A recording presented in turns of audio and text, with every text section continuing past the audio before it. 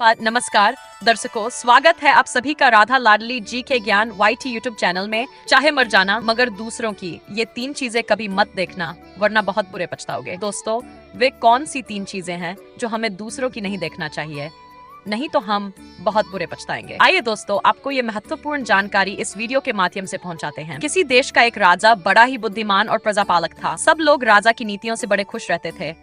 राजा में गुणों का तो कोई नहीं था, पर एक चीज का अभाव था। वो राजा एक आंख से काना और एक टांग से अपाहिज था। एक दिन राजा को युक्ति सूझी कि किसी बुद्धिमान व्यक्ति की तलाश की जाए। जो व्यक्ति हमारा मन जीत लेगा, हम उसे बहुत इनाम देंगे और अपने यहाँ उसे नौकरी पर भी रख लेंगे। शर्त यह है कि उसे हमारी एक खूबसूरत तस्वीर बनाकर देनी पड़ेगी। अगर तस्वीर हमें पसंद आई तो हम उसे बहुत सारा इनाम देंगे, और अगर पसंद नहीं आई तो उसे दंड भी दे सकते हैं। इस बात की घोषणा राजा ने अपने पूरे राज्य में करवा दी थी। अब तो देश विदेश से एक कुशल चित्रकार राजा के दरबार में आने लगे। राजा ने उनसे कहा कि आप लोग मेरी एक बहुत सुंदर तस्वीर बनाएं।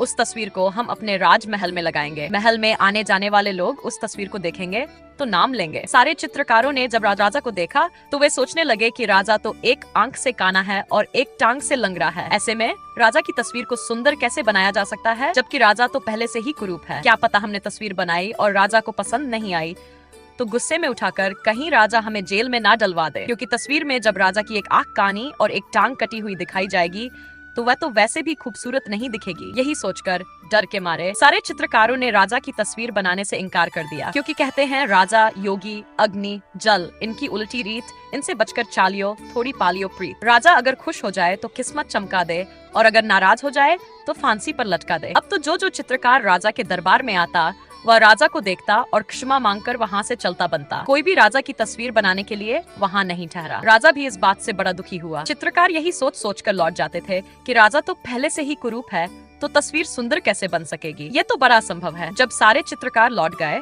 तो एक दिन बड़ा ही बुद्धिमान और समझदार चित्रकार राजा के पास आया और बोला, महाराज, मैं आपको आपकी सुंदर तस्वीर बनाकर दिखाऊंगा जो आपको खूब पसंद आएगी। राजा भी ये सुनकर बड़ा खुश हुआ। चलो, कम से कम ये तस्वीर बनाने को तैयार तो हुआ। अब तो राजा की आज्ञा मिलते ही चित्रकार ने चित्र बनाना आरंभ कर दिया। काफी देर तक वो सोचता रहा कि राजा को तस्वीर में किस तरह से दिखाऊं जो उसके दोष भी छुप जाए और देखकर राजा खुश भी हो जाए। काफी सोच विचार के बाद उसने एक तस्वीर बनाकर राजा को दिखाई, जिसे देखकर राजा खुशी के मारे फूला ना समाया। जिन चित्रकारों ने तस्वीर बनाने से इनकार कर दिया था, वे सारे चित्रकार भी उस तस्वीर को देखकर बड़े हैरान थे। दरअसल उस चित्रकार ने एक ऐसी तस्वीर बनाई थी जिसमें राजा की उन कवियों को दिखाया भी गया था और बड़ी बड़ी बुधवानी से छुपाया भी गया था। उस चित्रकार ने तस्वीर में राजा को इस ढंग से पेश किया था कि हाथ में धनुष मार लेकर राजा एक आंख बंद करके किसी चीज पर निशाना साध रहा है और राजा अपनी एक टांग मोड़कर जमीन पर बैठा हुआ है।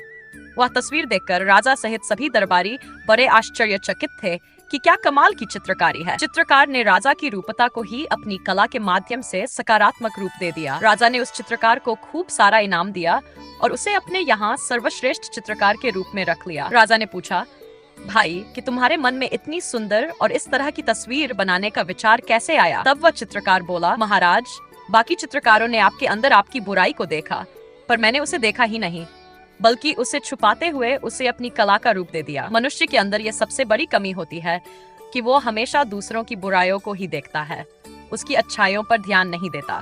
यही कारण है कि वो कभी खुद अच्छा नहीं बन पाता, क्योंकि कहते हैं कि हम जो चीज अधिक देखना पसंद करते हैं वही हमारे मन, मस्तिष्क में और विचारों में शामिल हो जाती है। फिर हम चाहकर भी किसी की अच्छाइयों को नहीं देख पाते। जब भी हमारा ध्यान जाता है तो बुराइयों पर ही जाता है। आजकल लोग किसी को देखेंगे तो वो चाहे कितना ही अच्छा काम कर रहा हो, फिर भी उसमें उसकी बुराइयों को ही तलाशेंगे। हम जितनी जल्दी दूसरों में बुराइयां देख लेते हैं, उतनी ही शीघ्रता से हम अपने अंदर नहीं झांकते, अपनी बुराइयों को जानबूझकर नहीं देखना चाहते। अगर हम दूसरों की बुराइयां देख रहे हैं तो यह भी हमारे अंदर एक बुराई है। हम लगे रहते हैं ये बताने में कि तुम ऐसे हो, वैसे हो, तुम में ये कमी है, तुम में वो कमी है, पर खुद की कमियों के बारे में कभी किसी से नहीं कहती। दोस्तों, हम जैसे सोच रखते हैं, सामने वाले को भी हम उसी रूप में देखते हैं। यदि हमारे मन में बुराई है तो हम दूसरे में भी बुराइयां ही देखेंगे। हम वही देखते हैं जो हम सोचते हैं। एक बार एक महात्मा जी अपने कुछ शिष्यों के साथ एक आश्रम पर रहते थे। आश्रम से थोड़ी दूर पर एक गांव था। तभी वहाँ एक रागीर आया, कहीं जा रहा था, पर वहाँ तक पहुँचते पहुँचते उसे शाम हो चुकी थी। उसने वही रुकने का निश्चय किया तो सोचा कि सामने गांव है, इसी गांव में मैं किसी के यहाँ ठहर जाता हूँ। लेकिन गांव में जाने से पहले मैं इस गांव के बारे में पता तो कर लूं कि इस गांव के लोग कैसे हैं। पता नहीं, अगर इस गांव में कोई चोर और ठग हुई तो मुझे कहीं लूट ना ले। वो रागीर महात्मा जी के पास गया और पूछने लगा, महाराज, इस गांव में कैसे लोग रहते हैं? मुझे अंधेरा हो गया है तो मैं सोच रहा हूँ कि रात इसी गांव में बिता लूं।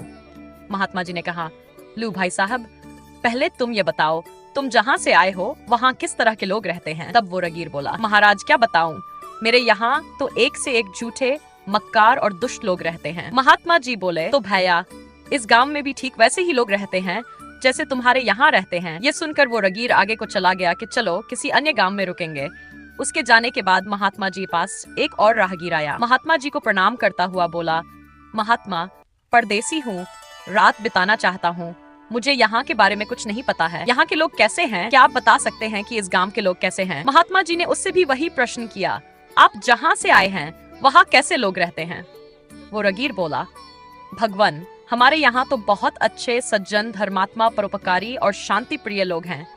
महात्मा जी बोले, तो बंधु, यहाँ भी वैसे ही लोग रहते हैं जैसे तुम्हारे यहाँ रहते हैं। वो परदेसी इतना सुनकर बड़ा खुश हुआ और गांव में ठहरने के लिए चला गया। इधर उसके जाने के बाद महात्मा जी के एक शिष्य ने अपने गुरु से पूछा, गुरुजी, बात समझ में नहीं आई। आपके पास दो रागीर आए, आपने दोनों को अलग अलग जवाब दिए। एक से कह दिया कि यहाँ अच्छे लोग नहीं रहते हैं और दूसरे से कह दिया कि यहाँ बहुत अच्छे लोग रहते हैं।